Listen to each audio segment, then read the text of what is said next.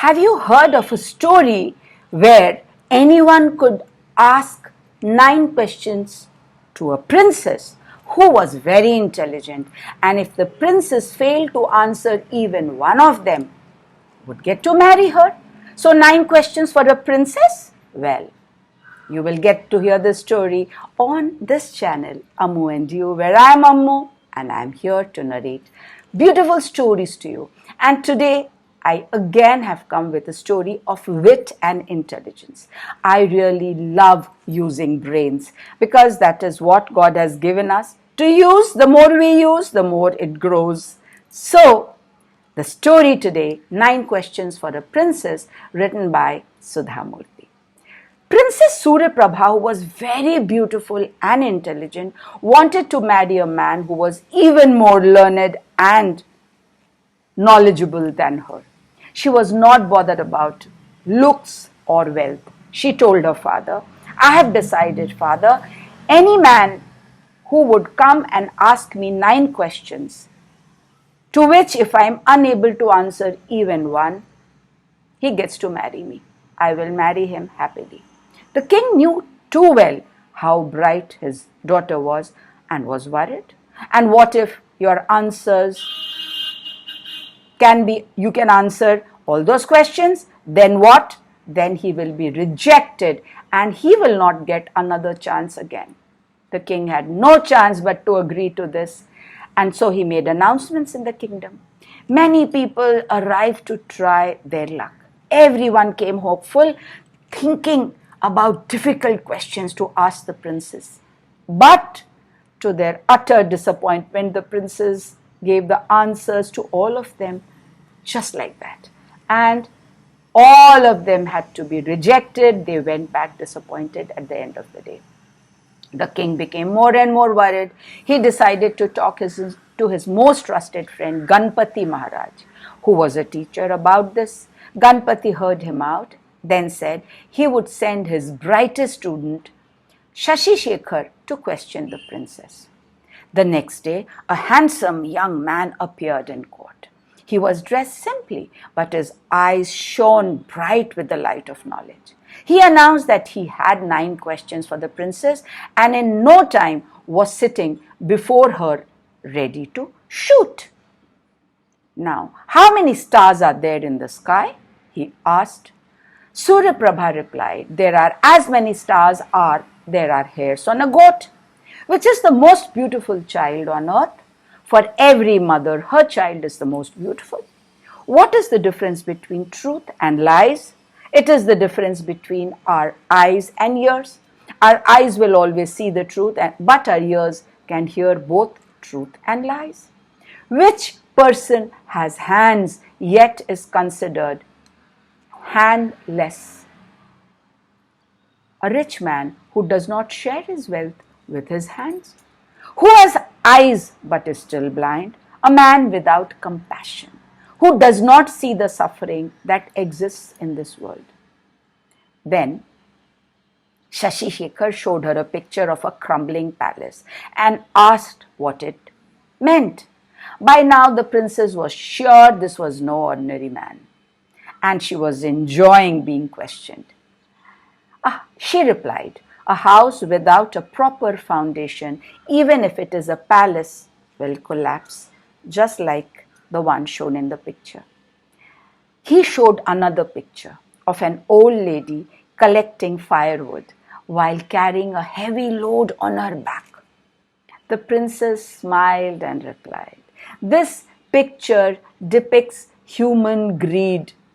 The woman has collected so much wood, yet she does not want to give up and go home."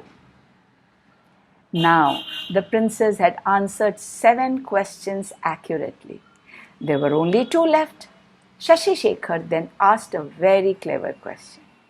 "Princess, which is the question you can't answer?" Now Suryaprabha was stumped. If she told him, Shashi would ask that question as the last one, and if she did not, she would lose anyway. She smiled and bowed her head. "I accept defeat." Thus, it came to be that the 2 wisest people in the kingdom got married and lived happily ever after. Now children, tell me, how did you like this story? Did you like the princess who had kept this condition of questions? Do you think the princess was proud? Do you think the princess was very wise? Can you write before listening to my answer in the comment section below? And I would love to read your answers. And now I will give you my thoughts. I feel the girl, the princess, was not proud. She was very intelligent and she knew the value of knowledge. So she knew that knowing the value of knowledge, she would be happy only to be married to a person who also valued knowledge and hence had acquired a lot and was a wise person. And that is why she had kept this condition.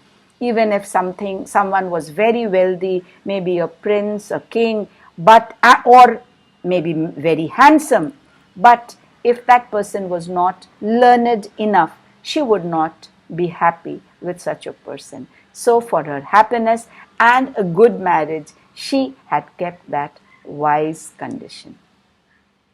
And the king, her father, knew his daughter and believed in her intelligence, so had agreed to this condition and did not say that no, you have to get married to a prince only.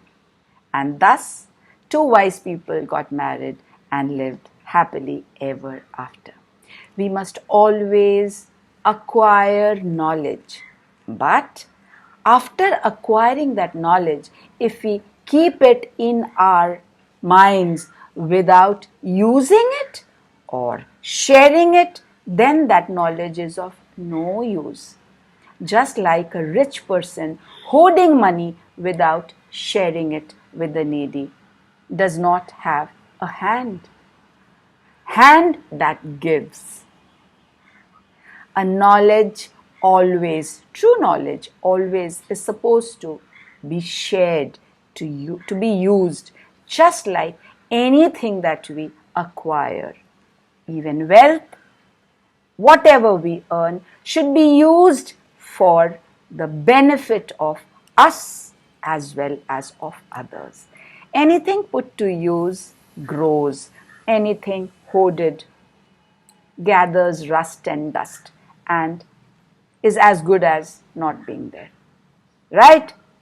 Let me know your thoughts. I'll wait for your comments. And thank you so much for listening to this story. Like, share, subscribe, please. Press the bell icon that will tell you when my next story is uploaded. And please tell your friends to join our channel too, to get to hear so many stories that you can narrate. And my older friends, the parents of the little ones, even the grandparents, uncles, aunts, we all have a child in us. Let us feed that child with all the stories that we hear. It will keep that child happy and will make us happy too. What say? Write about your thoughts on this too. Till then, I come back again with another story for all of you. Let Ammu say, Tata.